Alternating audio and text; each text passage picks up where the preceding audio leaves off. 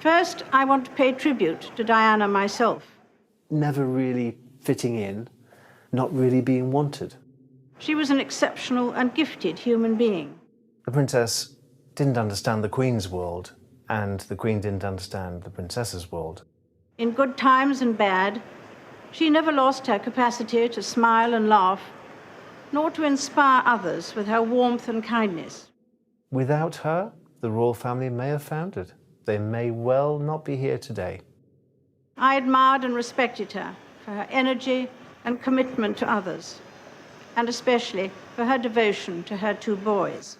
She was that mainstay that kept them going.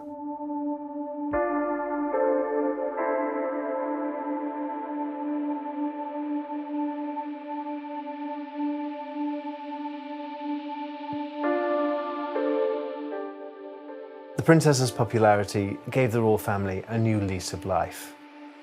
Modernisation is a very hard word to use in the context of the royal family because the royal family is built on history and tradition and protocol, and Diana really broke the mould. She did things differently. She enjoyed life, she was a vibrant person, she was charming, she was the daughter of an earl, she'd been married, well, she was just 20 years old when she got married, and her life had been very prescribed for her within the royal family. But nevertheless, she still asserted herself, and after she got used to being a princess, she became more and more her own person. And that's what people loved about her. No one in history has ever been so universally adored as Diana, Princess of Wales. In her short life, she captivated the world with her beauty, charm, and limitless compassion. Despite her shy demeanour, she was brave and strong. Her honesty and empathy challenged the century-old tradition of stoic royal silence and brought a queen and her people closer than ever before. After her sudden and tragic death, at the age of 36, the country and the world shared their grief at the loss of a princess, humanitarian and mother. Now, 2 decades on, we look back at her incredible life and how she changed the royal family forever.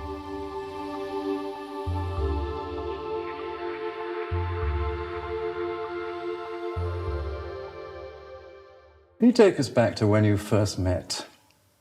If you can remember. Can you remember when you first met? Yes, certainly can. It was 1977. Charles came to stay as a friend of my sister Sarah's for a shoot. We sort of met in a ploughed field. Slightly previous to that, but I know. And what did you think then? What was your instant impression, both of you? What did you think about Lady Diana? Well, I remember thinking what a very jolly and amusing and attractive 16-year-old she was. And, I mean, great fun, and bouncy and full of life and everything. And I don't know what you thought of me. But... Pretty amazing. Just as Charles fell immediately in love with Princess Diana, or Lady Diana Spencer as she was at the time, so too did Britain. We hadn't seen the likes of a future princess like this for many, many years, and Diana was just a stunner. What happened with the princess was she came to us at a romantic, new, fresh time into the royal family. She came to save it in a way because it was on the decline. Her involvement in the royal family boosted the royal family's popularity, lifted the royal family. She was charming and full of fun, quite unexpectedly so, and she really enjoyed a joke. She had a great sense of humour. The innocence about her, you just thought, wow, this girl is knockout. So there was a huge interest from the moment the engagement happened. Everyone watched the engagement footage. Everyone around the world, pretty much, tuned into the royal wedding. I mean, that was a huge event in '81. Diana Frances. Take thee, Charles Philip Arthur George. Take thee, Philip Charles Arthur George. To my wedded husband. To my wedded husband. It was the most watched event in human history to that point. More people watched that than man landing on the moon. You saw that creased dress, that over-the-top romantic wedding. It was the wedding of the century. The fairy tale dress, the golden carriage, the beautiful ceremony at St. Paul's, the blushing bride, the proud prince. It just ticked all the boxes. It was the fairy tale wedding, or so we all thought. Next to Prince Charles and I can't go wrong. He's there with me. I can tell you in the beginning she was a shy, naive, quiet girl who knew nothing about the world. She was thrown in at the deep end and told to swim, and she learned quickly. Well, Diana made it very clear that she felt like a fish out of water. Even before her actual wedding, she said she spent those nights before her wedding at Clarence House, which was then the Queen Mother's residence, and the night before her wedding was one of the most miserable of her life. She recalls how she felt completely isolated, you know, the images of the princess trapped in the tower. And I don't think that the palace were prepared for someone who perhaps didn't have that royal training to marry into the royal family and to become a future queen. She was the Princess of Wales. She became famous overnight, and she didn't really have the tools to equip her for such immediate stardom. There was nothing like Diana. There was Diana mania everywhere. Everybody wanted to see Princess Diana.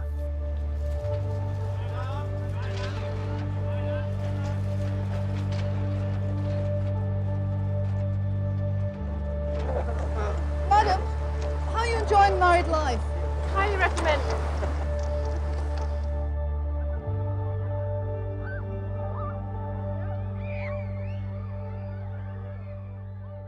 The young princess became the global centre of attention. Huge public adoration led to a frantic press that hounded her every move. She'd become an international icon at the age of just 20 years old, and she quickly became known as the most photographed woman in the world.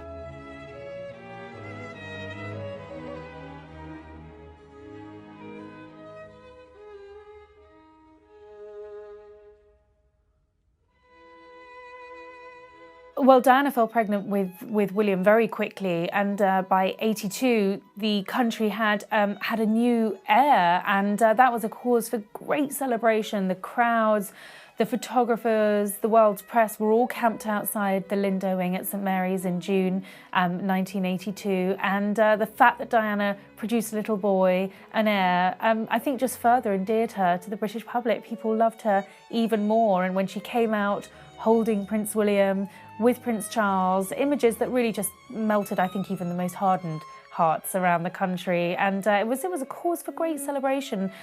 Britain had come through a difficult time, and I think the royal family were giving the country something to look forward to. I remember saying to Princess Diana on one occasion when her son was getting taller and taller, I said, "You've bred some height into the royal family." And she said, "Yes, and good looks, and good looks." And what she was talking about was the introduction of her family, the Spencers, into a very tight royal gene pool. And the result was 2 good-looking sons. While William was still a baby, the princess decided to take him along on her tours of Australia and New Zealand, despite media scrutiny. Her stubbornness only made the importance of her children that much clearer, and 2 years after the birth of Prince William, the couple had their second child, Henry Charles Albert David, or Prince Harry as he's more commonly known, was born on September the 15th, 1984. The arrival of the young princes only heightened the press attention towards the couple. Around this time, rumours were circulating of cracks beginning to form in this fairy tale of a marriage, but the couple continued to uphold a happy family front, at least for the public.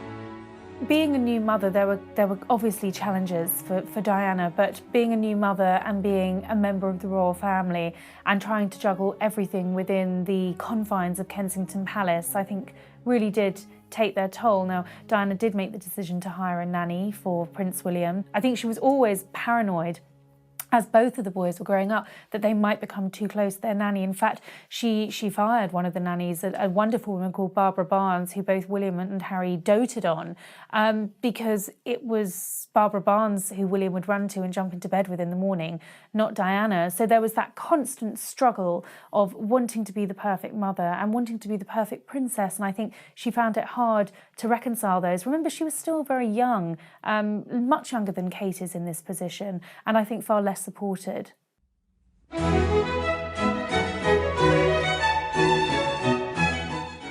After the dismissal of the royal family nanny, Diana made it very clear that she was to be at the forefront of her children's lives, unlike the traditional distant upbringings of the royal family's past. She chose their first given names, their clothes, their nurseries and schools, and would take them herself, as often as her schedule, being the Princess of Wales, would allow. People have often described Diana, after the birth of William and Harry, as a mother first and a princess second. It was important to her that her children were not to be brought up inside the bubble of the royal privilege and ignorant of the lives of the everyday man and woman on the street, and to those who are less fortunate. Against established protocol, Diana took her sons along to charity visits as well as restaurants, theme parks and high street shops, even walks around local towns and villages.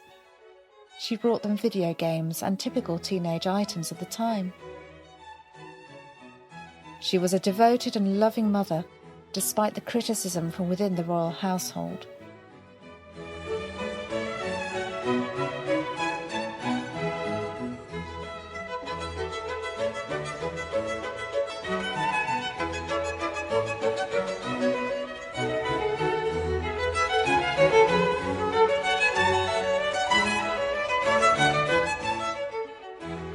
To have an understanding of people's emotions, people's insecurities, people's distress, and people's hopes and dreams. You know, Diana really broke the mould. When it came to parenting, she did things differently. She loved to have fun. She loved to giggle. She loved to play practical jokes. And she loved nothing more than cuddling up with her two boys, watching TV and watching game shows and soap operas. And the boys were the centre of her world.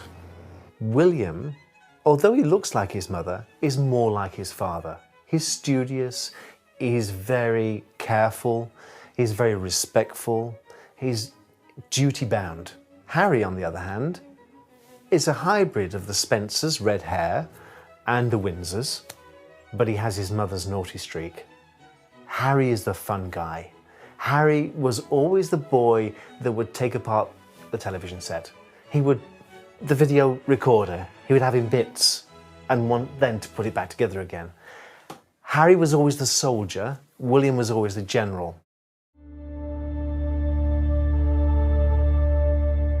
Yet despite the happy family facade, the rumours were beginning to look true, and the cracks in the marriage of the Prince and Princess of Wales were beginning to show.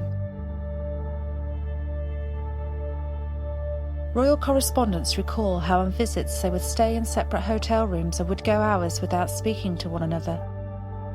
The public and press, Diana Mania as it was called, spurred a resentment and a jealousy within Charles for his wife, because despite his royal blood, the people seemed to love his commoner wife more than him.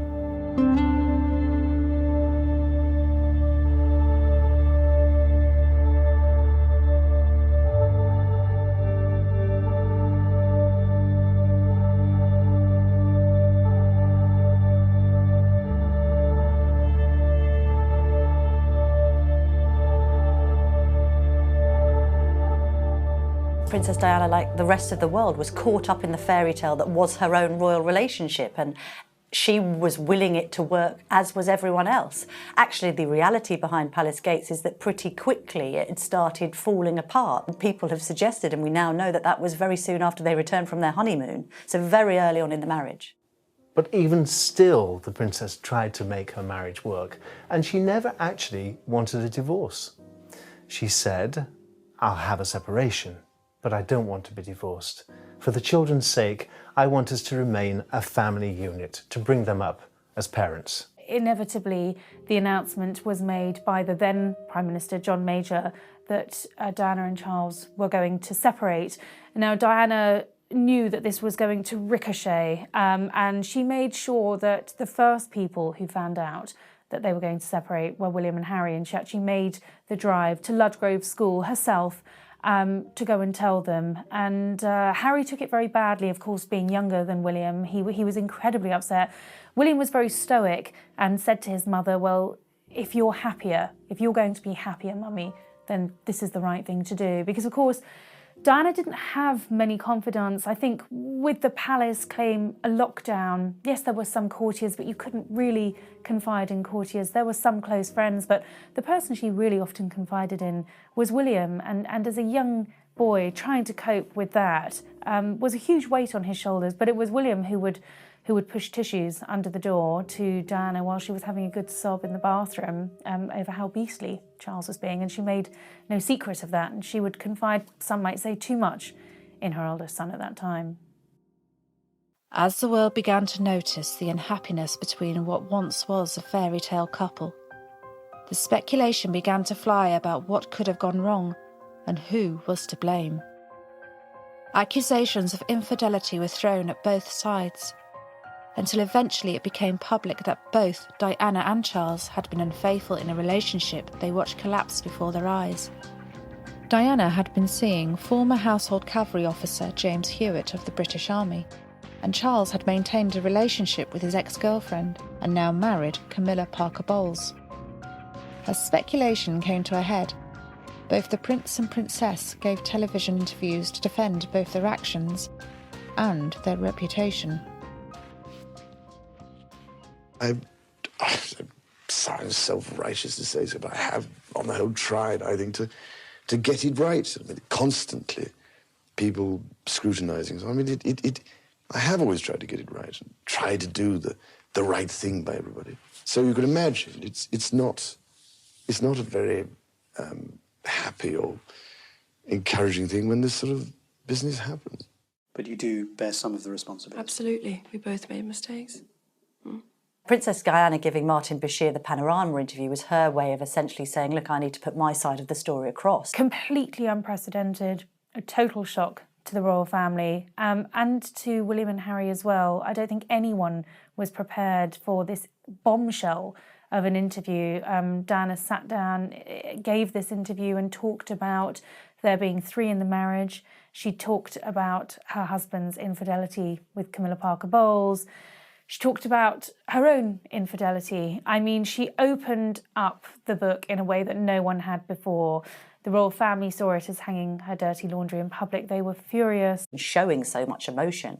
And that was really the first time, although people in the press had known about all of this bubbling under the surface, that the general public got to find out, essentially, that she'd been living this life with huge adultery in her face, essentially.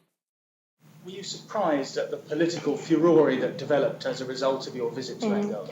I saw it merely as a distraction because I'm not a political figure. I am a humanitarian figure, and always have been and always will be.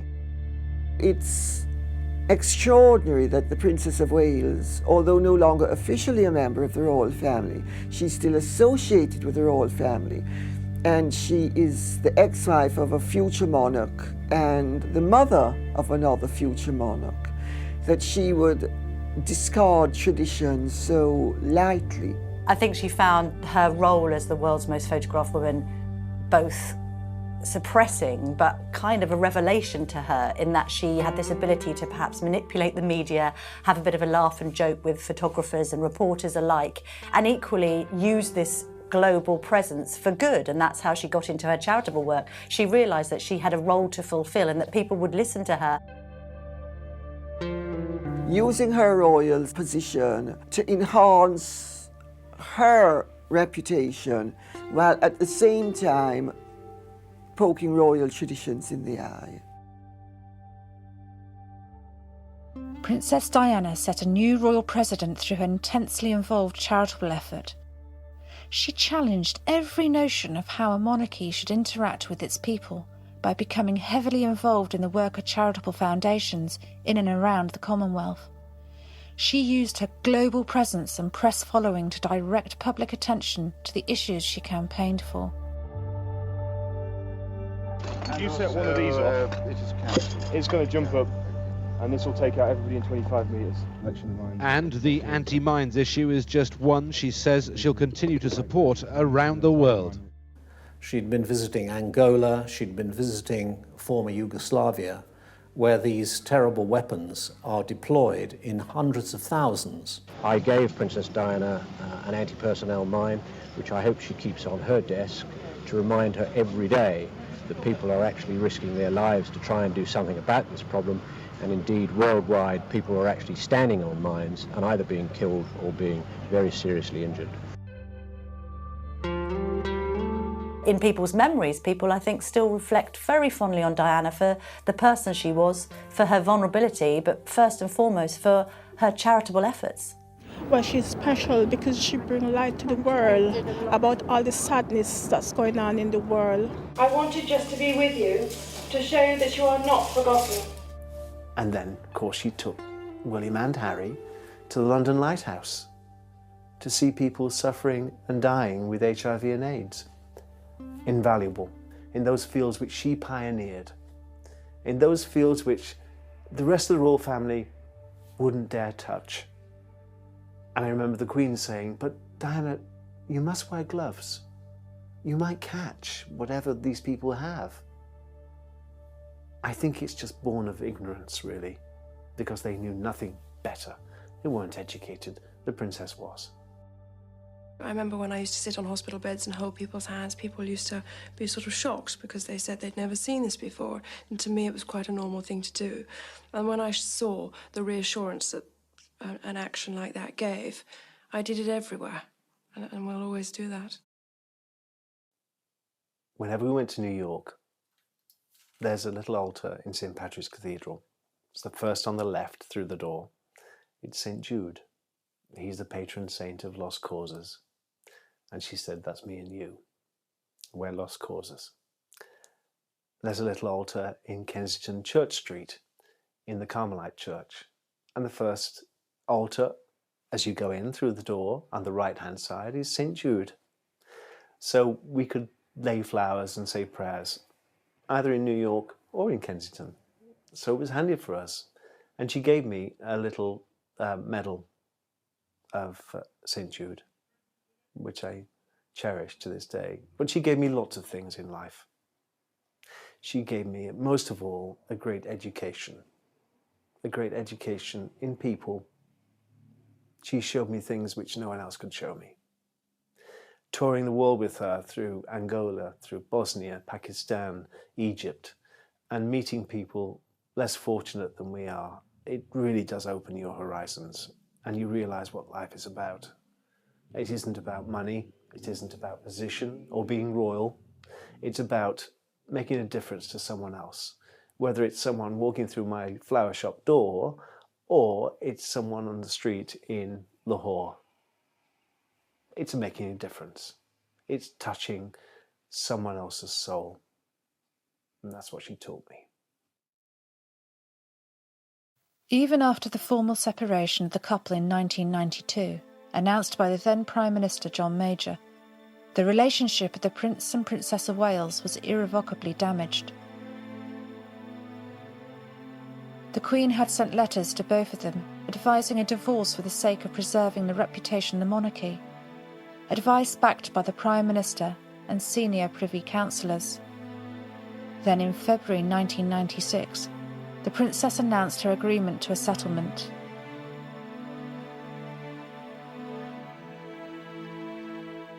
The divorce was finalised on August 28, 1996, and much to the dismay of Buckingham Palace, Diana issued a statement of the divorce and its terms.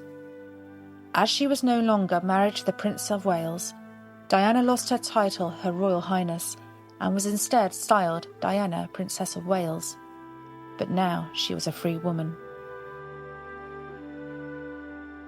When she was separated from Prince Charles, and even before that, and she'd been seeing friends of hers, she knew that the bodyguards who went everywhere with her would be reporting on her movements back to Prince Charles who she was seeing, where she was going, how long she stayed in this particular house, who she met with, who she spoke to, who she had a cup of coffee with.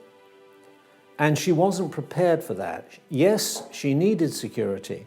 She wanted security, but she knew that security came with strings attached, and she wasn't prepared to be tied up in strings by the royal family. And having lived inside that safety of that gilded cage of a palace for so long, she needed to be kept safe, and that's what she was looking for. I don't know how she'll find a husband, but I always imagined she'd end up with someone older, very powerful and rich, perhaps a sort of Onassis type figure that really could look after her and whisk her away from everything, in the same way that Onassis did for Jacqueline Kennedy.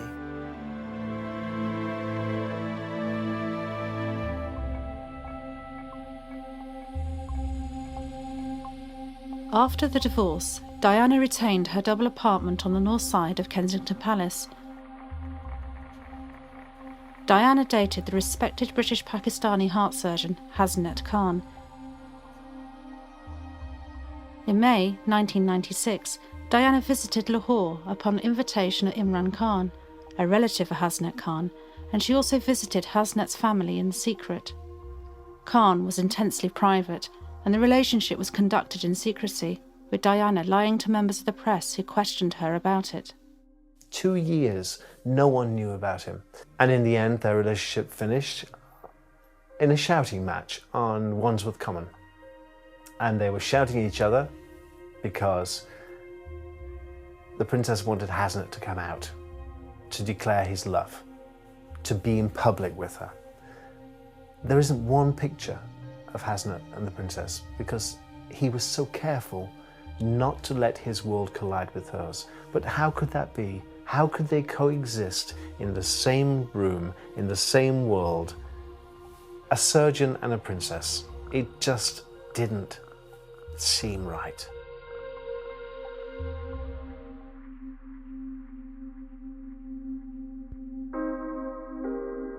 Dodi Fayed was the son of Egyptian billionaire Muhammad Al Fayed, and heir to Harrods, the famous department store of London.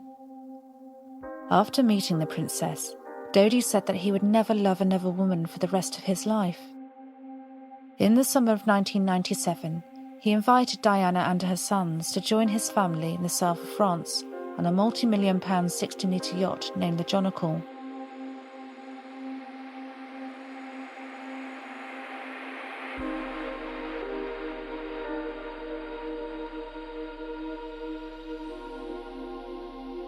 She wanted to escape the spotlight of royal life that had chased her since her engagement at the age of 19, and felt that life with the Fayeds could be her way out.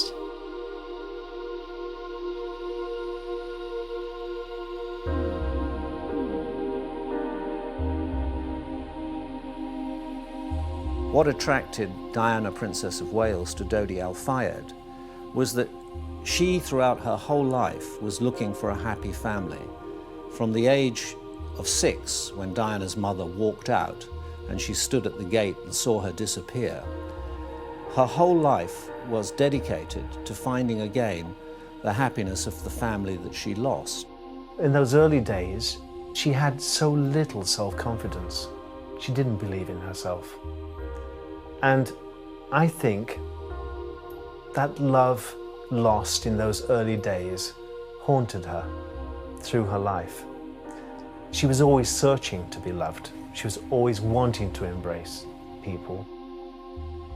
And I remember when I got married, she came and sat in my kitchen, hitched herself up onto the draining board on the sink with her legs dangling, looked at me and said, "Do you know, this is all I've ever wanted, a happy family life." And that's the one thing that she could never have. So that love with Prince Charles that she gave everything for disappeared. And she turned around and there was no one there. The most beautiful woman in the world had no one to hold her. She had given a speech actually post-divorce saying, look, I hope you all understand that I'm going to have to step down a bit. I'm going to keep on some of my patronages, but I'm not going to have work thrust upon me that I can't cope with. I've had a very busy time being royal. I now want to retreat a bit and enjoy life. And indeed, friends said she was enjoying life. She had had relationships, of course, somewhat doomed with James Hewitt and then Hasnat Khan, the heart surgeon. And she had just started seeing Dodi Fayed, and they had enjoyed a lovely time on the yacht, the Mohammed Al Fayed's yacht, the Jonakal, on the Med. She had been photographed there in a swimsuit looking amazing. And it had been the dawning of a new era, I think, for Diana, in that she had been repackaged and she was going to go out and do her thing for landmines and her other causes. She was too important. She was too big a person to be let free. Diana, Princess of Wales, has in fact been killed in that car accident in Paris just a few hours ago. There had been extreme concern that Diana was very seriously injured when she was taken from the wreckage. There was a news blackout to all intents and purposes for a significant amount of time. Now there is confirmation that Diana, Princess of Wales, has died. She died at 4 a.m. after going into cardiac arrest. That, according to doctors at the hospital in Paris, Diana, Princess of Wales, is dead.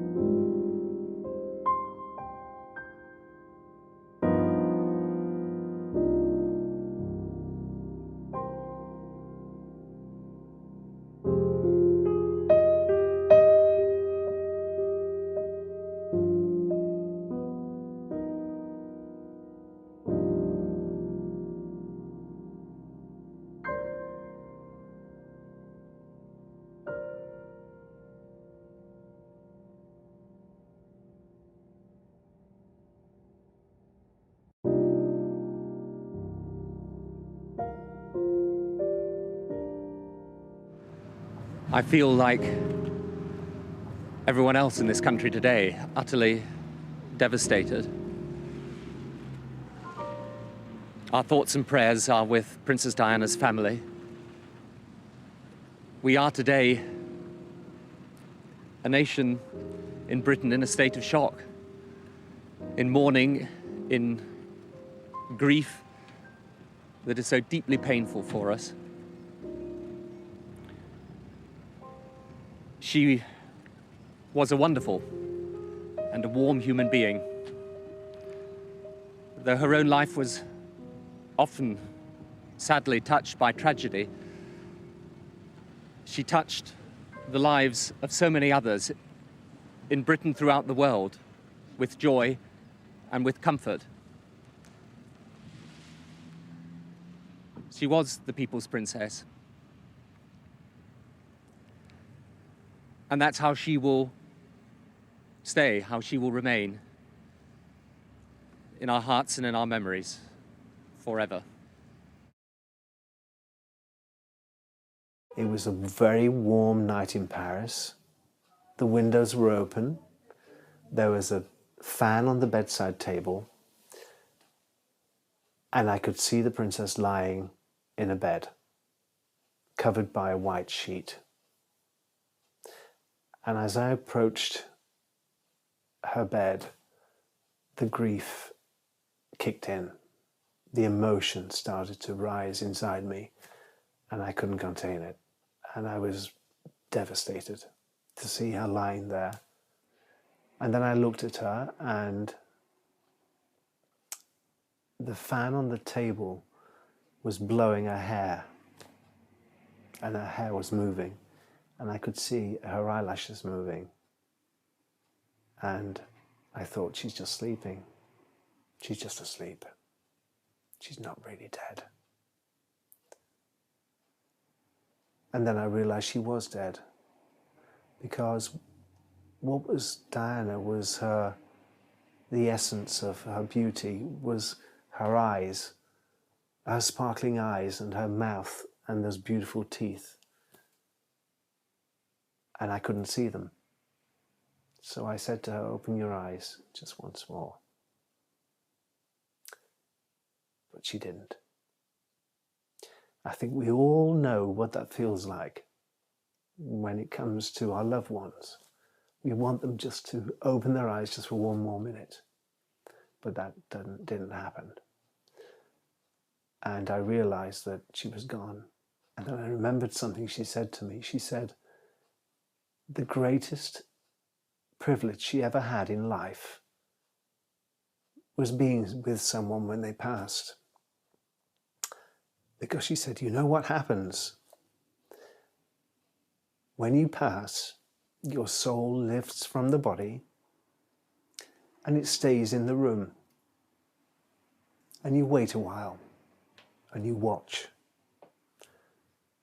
So I knew she was there with us. I knew she was in the room. As I sat there with her, she wasn't there. This was the empty packet that kept Diana anchored to this world. But I knew she was here somewhere, watching. So in a way that was a bit of a comfort to know she was there.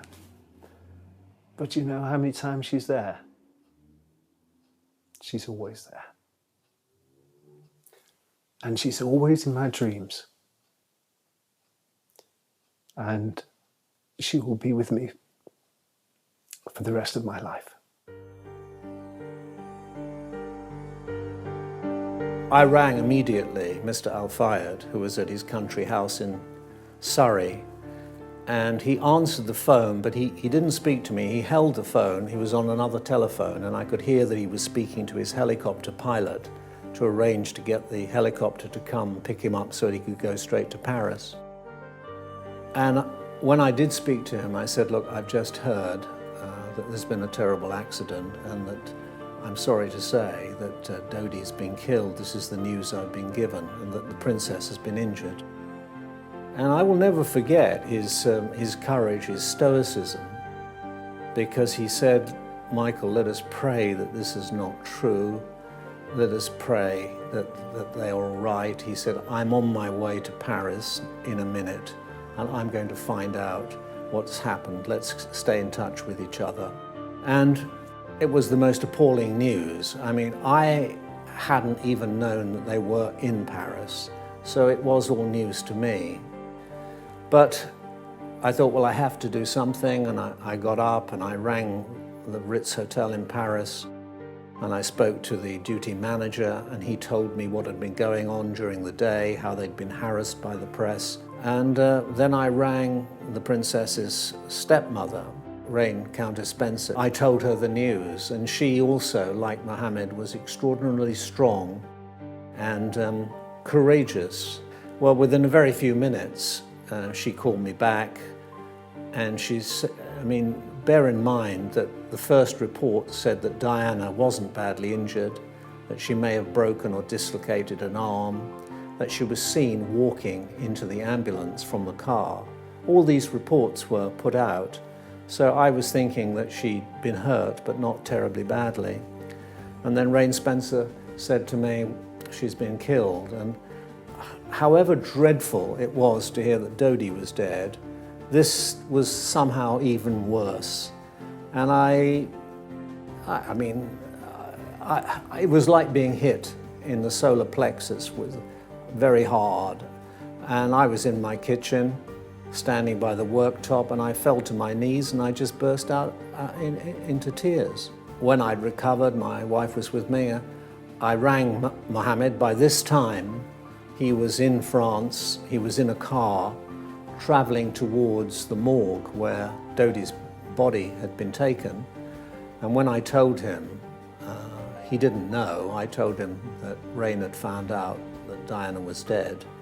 He said, Michael, this is terrible. He said, but let us pray it's not true. I'm going to the hospital. He said, instead of the morgue, I'm going straight to the hospital.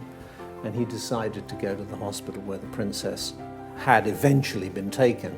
And he said, well, let us keep in touch with each other. And having done everything I could, I then went to London and went to my office to deal with the tremendous amount of press interest.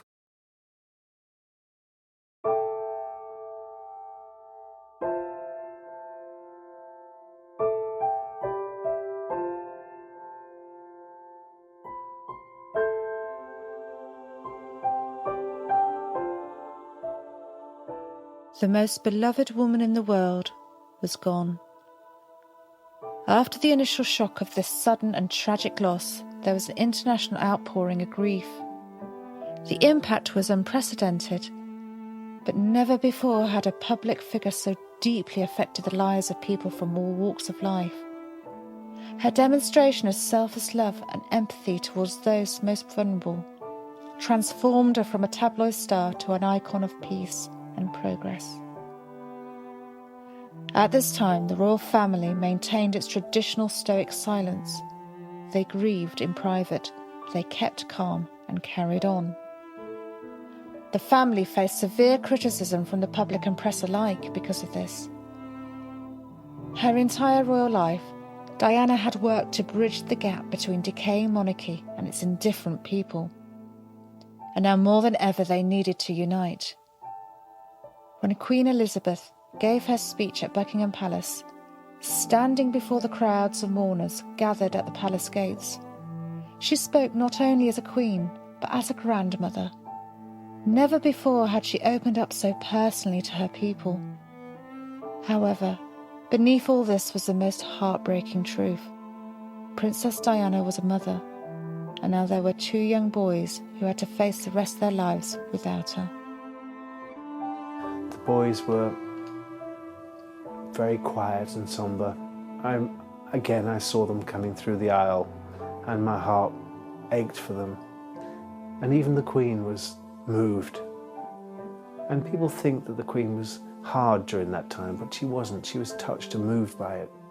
If you see that speech she gave, you'll see that she was moved.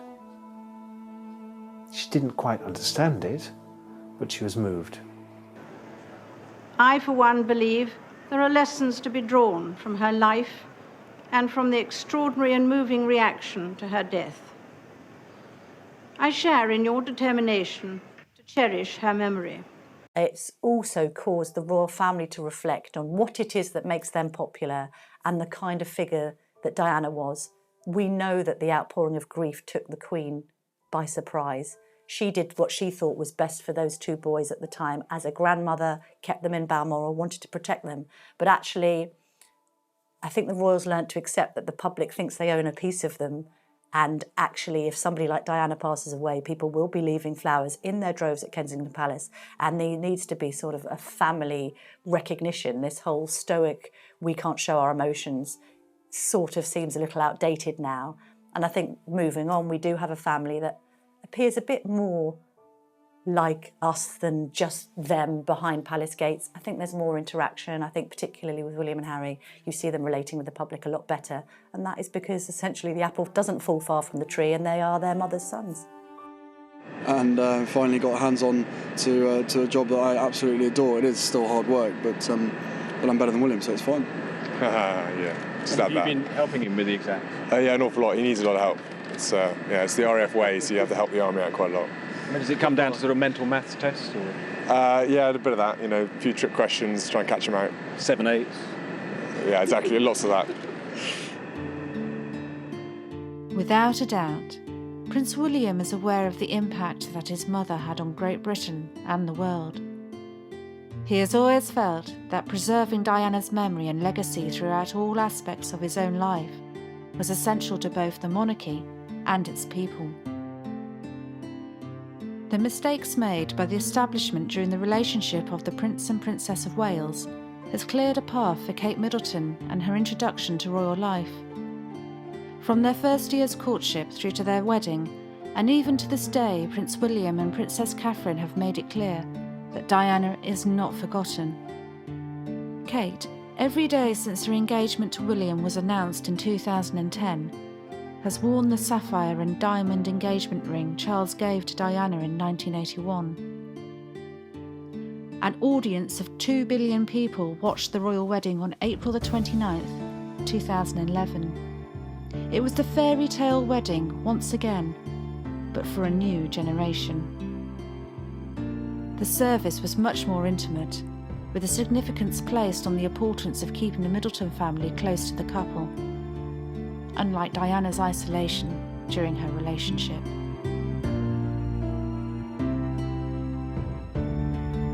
Kate Middleton wants to be the kind of queen that Princess Diana would have been had she survived. I think that those days are well over. The kind of glamour and the dancing and the sheer sort of Hollywood side of the job is something that the royal family have quite rightly stepped away from in the last 10 years, and she, I think, is part of that. She certainly has the looks and the presence, and I think that once she becomes an HRH and eventually queen, she will have the dignity. He waited so long to propose, not because he wasn't sure. I think he probably had been sure for a long time, but it was so that he could give Kate the opportunity to see exactly what married life would be like and get out if it wasn't what she wanted. And you know, when you see them together, you do see a couple genuinely in love. They're very happy together. They work well together. They're a team. And I think they are great assets for the British royal family and great assets for the country. Is there any aspect of the wedding that's sort of giving you sleepless nights? The whole thing. How's that? No, I was telling everyone I did the rehearsals the other day, and my knee started tapping quite nervously. So it's quite a daunting prospect, but very exciting, and I'm thoroughly looking forward to it. But there's still a lot of planning to be done in the last 4 weeks.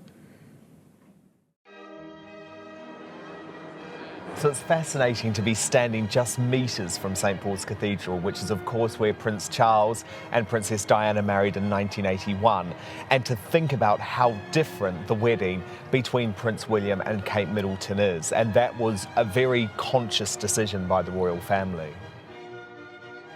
So I think it will be a great occasion. I think it will be a very happy occasion, and I think people will take more interest in it because there's that certainty that these people are not being forced into something. They're doing it because they love each other. They've been together for 8 years. They're both 29. They both want to get on with it.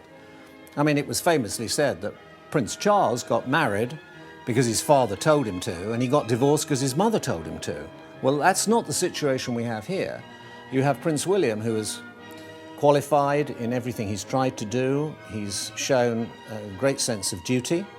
He's trying to serve his country in a practical way, and he's made the decision, I think, without any pressure, and all the portents for the success of the marriage are there.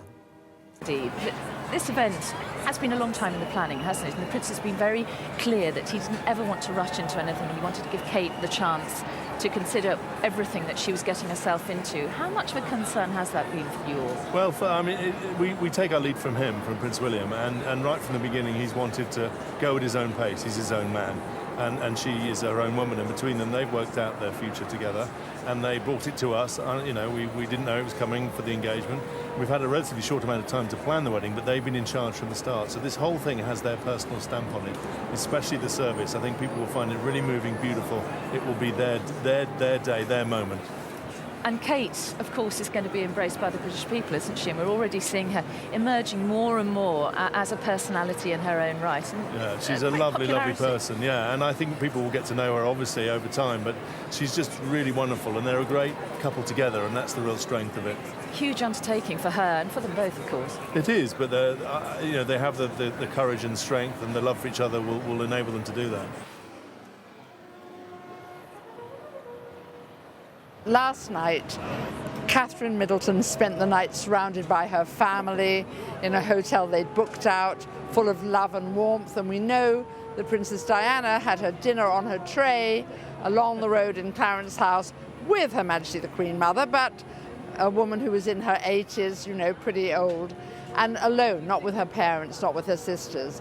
And of course, all that makes a difference. And of course, Diana was so young, 20, and you have Kate Middleton, who's nearly 10 years older, well educated, very stable, very confident. I think this morning we saw a bride who's going to be very happy in this royal family.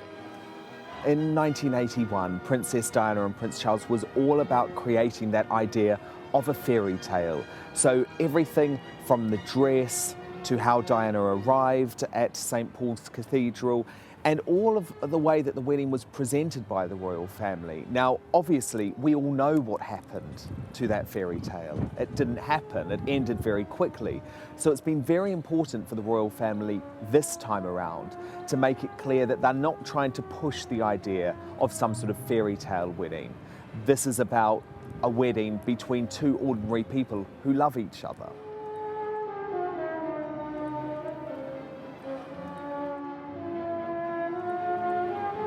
Inevitably, there had to be comparison with Princess Diana's wedding dress.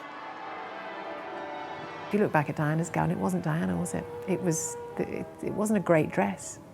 And we read reports, didn't we, years later, that she didn't think so either. You know, there was just so much media interest and all wanting to know what the dress was going to look like, and of course we couldn't say anything.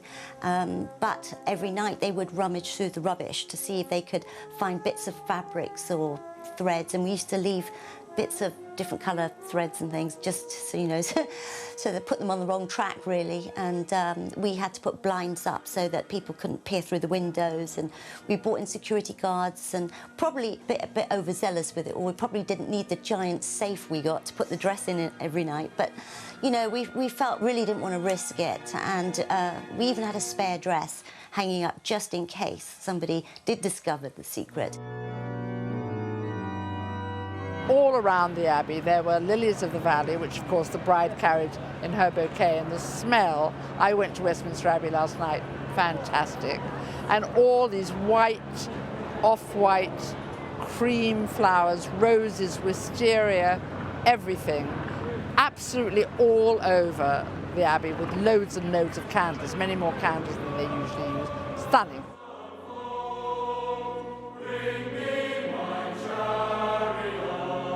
The trees were an idea concocted between Catherine Middleton and Shane Connolly, who did the flowers. And the trees softened the Abbey and made it look like a tree-lined avenue. And I'm afraid it has set a trend. I think many brides will be saying, ah yes, I want trees for my wedding.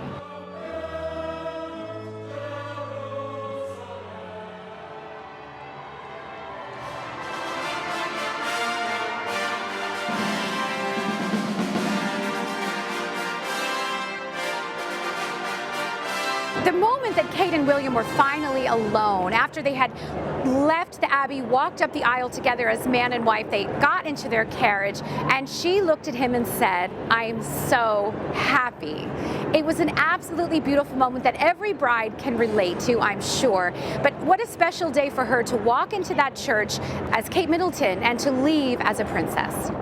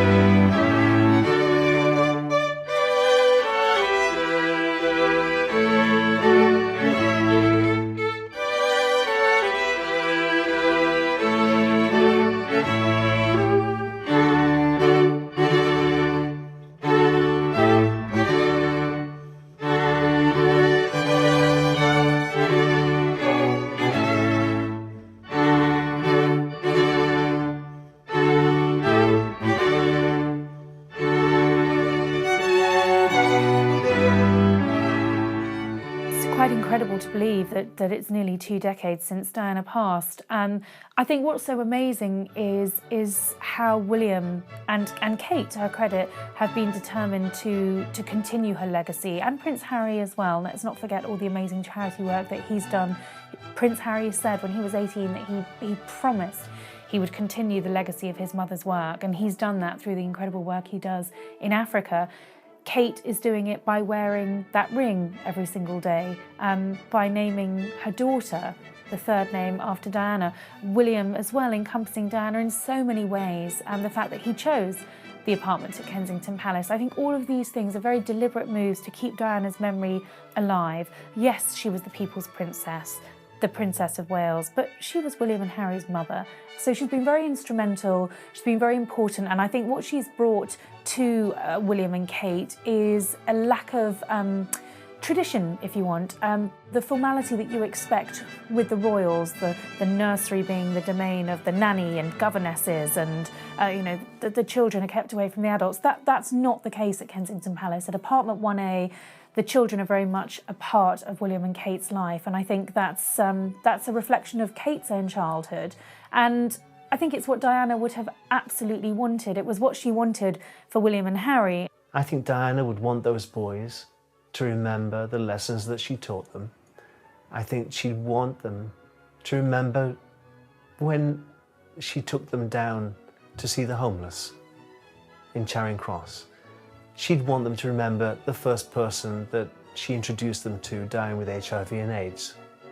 She'd want them to remember the people in her world. The biggest impact that you can have as an individual is within your own community. Sometimes the smallest of things, like helping someone cross the road, to help someone climb a flight of stairs, or help someone lift their shopping into the back of their car. It really makes a difference. It doesn't cost a thing, just a little bit of your time.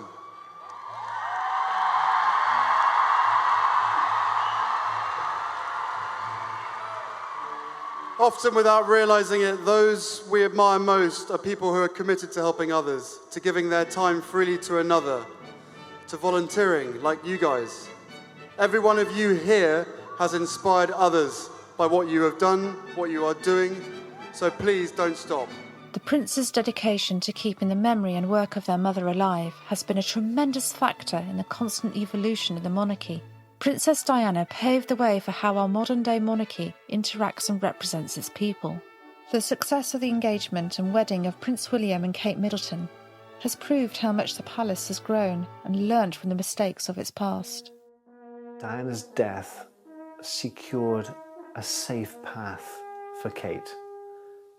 Diana broke all the moulds and made life better for Kate. Someone she never met, but she did it for her son and her son's wife.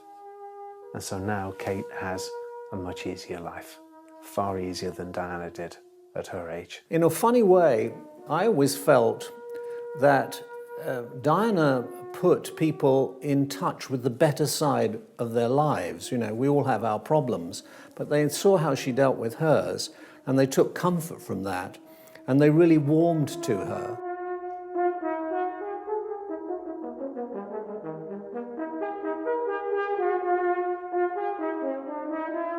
The legacy of the People's Princess lives on to this day. It was her love of life, of people, of those less fortunate, and of her children that saw her lead a quiet but powerful revolution that changed the British royal family forever.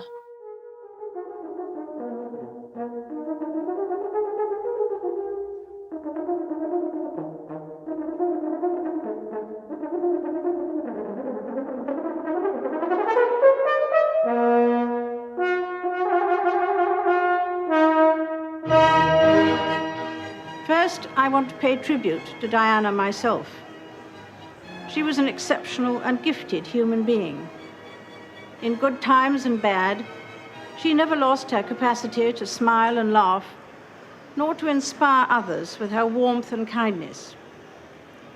I admired and respected her for her energy and commitment to others, and especially for her devotion to her two boys.